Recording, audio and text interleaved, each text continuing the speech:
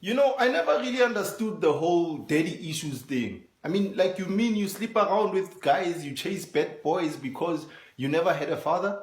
That's like a guy saying, I mistreat women because I never had a positive male role model in my life. My father wasn't there. It doesn't make sense. In fact, this whole victim mentality doesn't make sense to me. And people have to understand, no struggle is special. We can all be victims here. All of us, bruh. We can all go back to the past, choose one struggle that we had in the past and make it our identity and make it okay to be effed up people, right? I steal cars because I used to sleep on the floor. Do you know what that's like in a one-room shack with my 4 siblings? Do you know what that's like?